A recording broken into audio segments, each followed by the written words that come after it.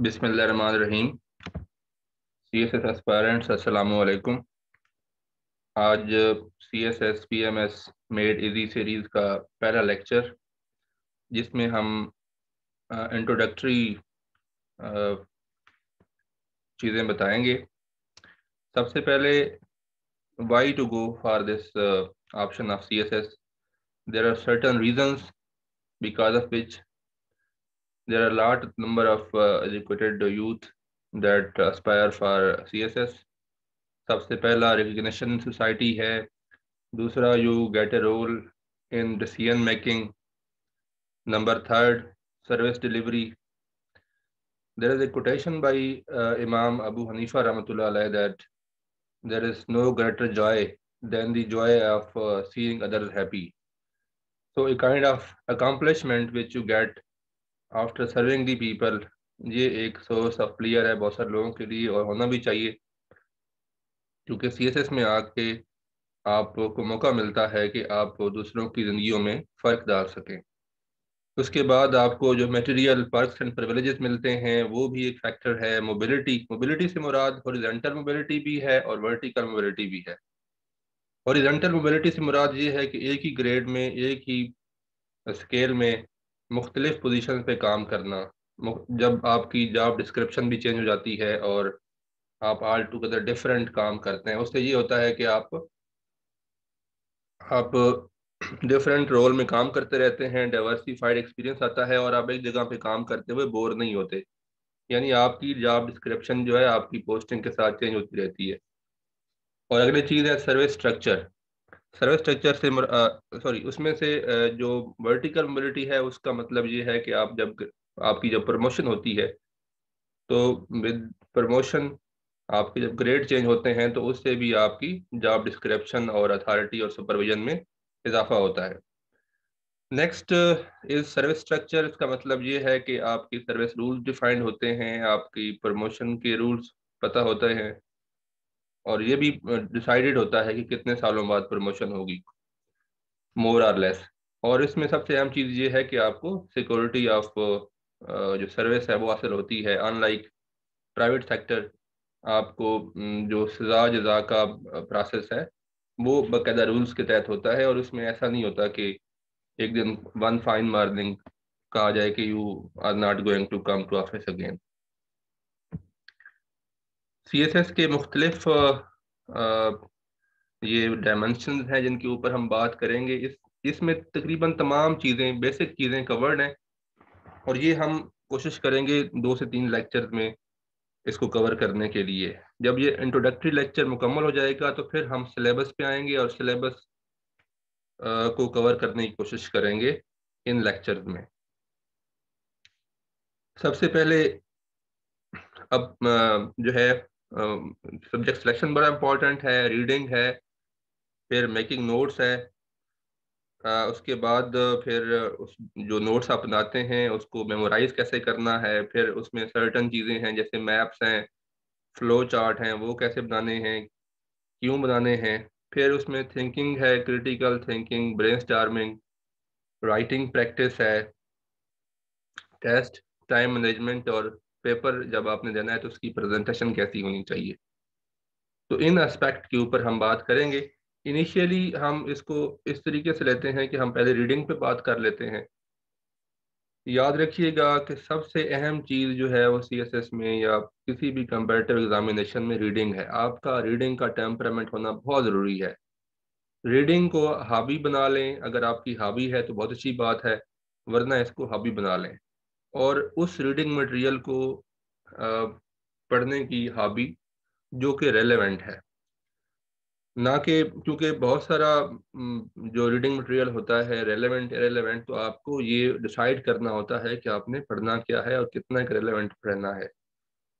फिर दूसरी चीज़ जो मैं कहता हूँ कि reading without making notes is wasted, क्योंकि CSS में आपको एक पेपर का सिलेबस एक बुक की फॉर्म में नहीं मिलता, अनलाइक अदर एग्जाम। बाकी एग्जाम में तो ये होता है कि आपको एक ही सब्जेक्ट के ऊपर एक ही बुक मिल जाती है और आप उसी से तैयार कर लेते हैं। क्योंकि यहाँ पे डिफरेंट सोर्सेज आपको कंसल्ट करना पड़ते हैं, लिहाजा आपको खुद ही इन तमाम रेलेवेंट इंफॉर्मेशन को अपने थॉट्स और आइडियाज़ के मुताबिक एक ही जगह पे नोट्स की फॉर्म में कंपाइल करना है।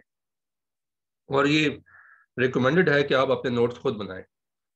नेक्स्ट है कि आप रिकमेंडेड बुक्स पढ़ें और रिकमेंडेड मटेरियल को ही रीड करें या खुद रिसर्च करें एक टॉपिक के ऊपर। और जो पढ़ना है उसको केयरलेसली नहीं पढ़ना, उसको हमेशा मतलब with due care, with due acknowledgement and appreciation उसको पढ़ें। उसको जब जो भी आप पढ़ रहे हैं उसको अंडरलाइन करें, उसके ऊपर क्वेश्चन मार्क लगाएं, उससे एग्री करें, उसके साइड नोट्स दें, और उसको जहाँ पे समझ नहीं आ रही वहाँ पे उसको डिस्कार्ड करते जाएं। क्योंकि इसमें with utmost care in depth study जो है वो बहुत ज़रूरी है। और फिर पढ़ने के साथ साथ चूँकि आपको साथ साथ वोकेबलरी भी बिल्ड करना होती है, तो उसमें फ्रीक्वेंट यूज ऑफ डिक्शनरी वो आपको हर सूरत करना ही करना पड़ता है। Always surround your self with relevant books, good books, and you will have a fortress that will protect you from hours of loneliness. ये सीएसएस के दौरान जब आप स्टडी या रीडिंग करते रहते हैं तो आपकी हैबिट डेवलप हो जाती है, और इवन सीएसएस करने के बाद भी ये हैबिट आपके पास रहती है। याद रखिएगा कि reading is a source of player, it's a source of entertainment, और ये एक हॉबी है। इसको आप हॉबी के तौर पे ही अडॉप्ट करेंगे ताकि आपका जो सीएसएस की तैयारी का प्रोसेस है वो आपको मुश्किल ना लगे और आप इसको एंजॉय करते हुए करें। अगेन वही बात जो मैंने पहले कर दी है कि no entertainment is so cheap as reading, nor any player is so ever lasting. तो रीडिंग को आप जब एंजॉय करना शुरू कर देंगे और जब आप नॉलेज गेन कर रहे होंगे और आपको फील हो रहा होगा कि आपका कंसेप्ट क्लियर हो रहे हैं और आप साथ साथ नोट्स भी बना रहे हैं, अपने बुलेट पॉइंट्स बना रहे हैं, तो वो जो एक आपका उसमें व्हेन यू स्टार्ट एंजॉयिंग, तो दैट इज द क्रक्स। और उस टाइम आप फिर सीएसएस जो सक्सेस है उसकी तरफ आपका सफर इंतहाई तेजी के साथ शुरू हो जाता है। रीडिंग के अंदर जो सबसे अहम चीज़ है वो डिक्शनरी का यूज़ है। तो इसमें हम आपको बताएंगे कि डिक्शनरी को कब यूज़ करना है। डिक्शनरी को उस वक्त यूज़ करना है जब किसी वर्ड के मीनिंग आपको क्लियर ना हो या पहली दफ़ा उस वर्ड को देख रहे हो। अच्छा, फिर जब उस वर्ड के मीनिंग आपने किसी अच्छी सी डिक्शनरी में तलाश करने हैं तो ये उसके वर्ड्स के डेरिवेटिव भी साथ साथ देखने हैं, क्योंकि एक वर्ड बाजू का अकेला नहीं होता। मोस्ट ऑफ द केसेस उस वर्ड्स के साथ साथ डेरिवेटिव्स होते हैं, उसके एडजेक्टिव होते हैं, नाउन, वर्ब, प्रोवर्ब, वो तमाम आपने देखने हैं। फिर एक वर्ड्स के से मुख्तलिफ किस्म के मीनिंग बने होते हैं। जैसे एक वर्ड है टेरर, टेरर से टेररिज्म भी बनता है, टेररिस्ट एक्टिविटीज़ हैं, मतलब इसकी मुख्तलिफ डायमेंशन हैं। इसी तरह एक वर्ड की मुख्तलिफ जहतें हैं, जैसे नाउन है, एडजेक्टिव है, एडवर्ब है। और उसके अलावा इसमें वो फिर उस वर्ड को जब आपने डिक्शनरी में देखना है तो ये ज़रूर देखें कि वो किस सेंस में इस्तेमाल हुआ है, उसका जो सेंटेंस में इस्तेमाल है वो ज़रूर देखें। जब आप सेंटेंस में उसका इस्तेमाल देखेंगे तब आपको उसकी समझ आ जाएगी। और इसमें एक और अहम पॉइंट ये है कि एक वर्ड मुख्तलिफ सेंसेस में इस्तेमाल हो सकता है, मुख्तलिफ मीनिंग दे सकता है, यानी एक वर्ड के डिफरेंट मीनिंग्स भी हो सकते हैं। ये एक मिसाल है फैमिली ऑफ वर्ड्स की, एक वर्ड के डेरिवेटिव्स की। जैसे एक वर्ड है एक्ट। अब ये सारे वर्ड्स जो है एक्ट से ड्राइव्ड हैं, ये एक्ट की फैमिली हम कह सकते हैं। इसी से एक्शन है, एक्शनेबल है, एक्टिव है, एक्टिवेट है, एक्टिव लिस्ट है, एक्टिविज्म है, एक्टर है, एक्ट्रेस है। तो ये सारे एक ही वर्ड की फैमिली है। और जब आप एक वर्ड देखने जाएं, लेट्स से एक्ट, तो उसका पूरा जो फैमिली या डेरिवेटिव ऑफ वर्ड्स हैं वो आप देख लें। इससे फायदा ये होगा आपको कि आपकी जो वोकेबलरी है वो मैनी फोल्ड, मैनी टाइम्स आपकी इनहेंस होगी। फिर एक और चीज़ है, फिर एक और टर्म जिसको हम बोलते हैं फ्रेजल वर्ब। ये एक वर्ब के साथ जब मुख्तलिफ किस्म की प्रेपोजिशन लगती हैं तो उस वक्त उसके मीनिंग चेंज होते रहते हैं। जैसे लुक है, अब लुक के साथ जब डिफरेंट प्रेपोजिशन लगाएंगे तो उसके ऑल टुगेदर मीनिंग ही चेंज हो जाते हैं। तो फ्रेजल वर्ब के ऊपर भी आपकी कमांड होनी चाहिए। और जब फ्रेजल वर्ब को आप अपने लिखने में यूज करते हैं तो आपकी जो इंग्लिश है वो बहुत ज़्यादा इंप्रेसिव बनती है। जैसे लुक अहेड है, लुक अराउंड है, लुक इनटू है, लुक आउट है, लुक अप है। ये सारे जो वर्ड्स हैं लुक से बनते हैं, सॉरी, सारे वर्ब लुक से डिराइव्ड है। इनको फ्रेजल वर्ब कहते हैं, और हर फ्रेजल फ्रेजल वर्ब का जो मीनिंग है वो डिफरेंट होता है। तो ये भी आपने देखना है कि एक ही वर्ब के साथ डिफरेंट प्रपोजिशन लगने से भी उनके मीनिंग चेंज होते हैं। डिक्शनरी का जो क्योंकि प्रोसेस है वो बड़ा टेडियस है, उसको यूज करने का लेबोरियस है। आप पढ़ रहे होते हैं, आपको जब मुश्किल मीनिंग मुश्किल वर्ड दिखाई देता है तो पहली टेम्पटेशन तो ये होती है कि आप पास ऑन कर जाए, इग्नोर कर दें। तो आपने कभी भी किसी मुश्किल वर्ड को इग्नोर नहीं करना, उस पर पूरी तवज्जो देनी है, उसको डिक्शनरी की तरफ जरूर जाएं। और ये जितना आप इस लेबोरियस प्रोसेस में जाएंगे उतना ज़्यादा आपकी वोकेबलरी इन्हांस होगी, आपकी अंडरस्टैंडिंग बढ़ेगी और आपकी राइटिंग अच्छी होगी। याद रखिएगा, आपकी राइटिंग के अच्छे होने का ताल्लुक आपकी अच्छी वोकेबलरी से है। अच्छा, फिर आपने वर्ड के मीनिंग का पता होना जरूरी नहीं है इतना ज़्यादा, जितना कि उसका उस सेंटेंस में इस्तेमाल होने का भी पता होना चाहिए साथ, कि कैसे इसको आपने सेंटेंस में यूज़ करना है। इस कोटेशन को बेशक अब आपने रूम में लगा लें, आपने स्टडी जो जहाँ पे स्टडी करते हैं वहां पे लगा लें, ताकि आपको मोटिवेशन मिलती रहे।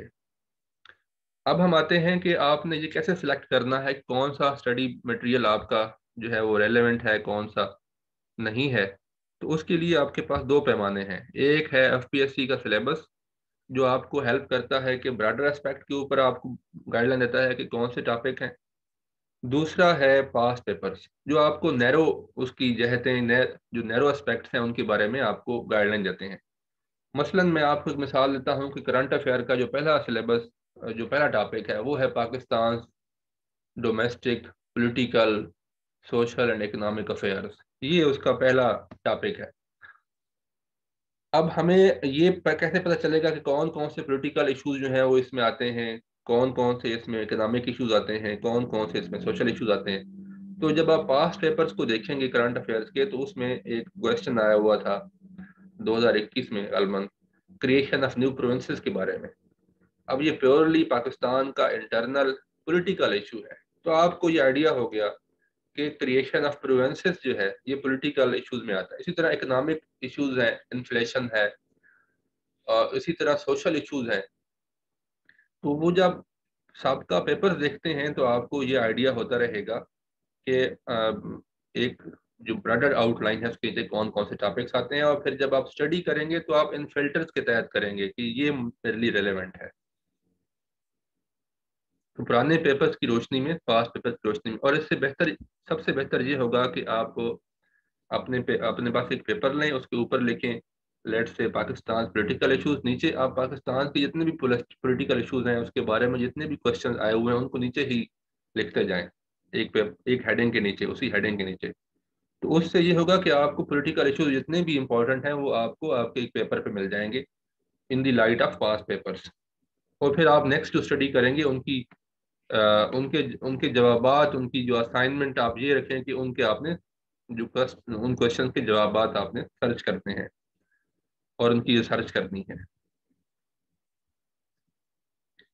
जब आपने रीडिंग करनी है तो आपने अपने आर्गूमेंट्स देना होते हैं। आर्गूमेंट्स को आपकी कुछ चीज़ें स्ट्रेंथन करती हैं। सबसे पहली चीज़ है कि आपके कंसेप्ट वो आपने स्टडी करने हैं जब भी आप रीडिंग कर रहे हो। कोटेशंस हैं, उसमें प्रोवर्ब्स हैं, उसमें इक़्तिबासात हैं, कंपैरिजंस हैं, डेटा है, एग्जाम्पल्स हैं, केस स्टडीज हैं, सर्वेज हैं, रिपोर्ट्स हैं, थ्योरीज।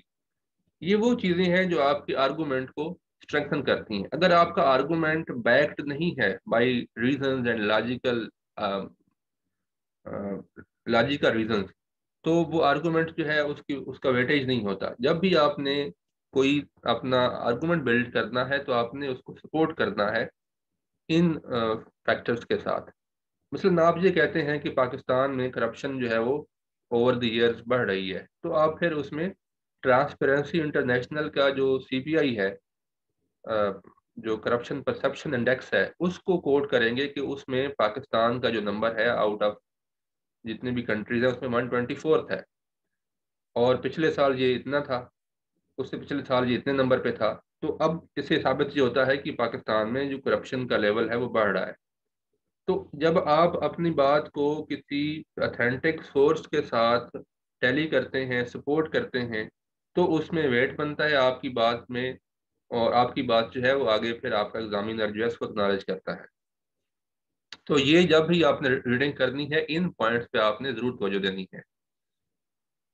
आगे हम बात करते हैं कि सीएसएस जो है वो, उसकी तैयारी बाकी एग्जाम से डिफरेंट है। पहला डिफरेंस ये है, जो मैं आपको कहता हूँ कि ये बड़ा, इसको आप एंजॉय कर सकते हैं। ये जो रीडिंग मटेरियल है, ये आपकी पर्सनैलिटी को भी बिल्ड करता है, आपका एक लाइफ स्टाइल चेंज करता है, अनलाइक अदर एग्जाम्स, क्योंकि ये एक ऐसा प्रैक्टिकल एग्जाम है जिसके बाद आपका फ्यूचर चेंज होना है, आपकी लाइफ की पूरी ट्रेजेक्टरी चेंज होना होती है।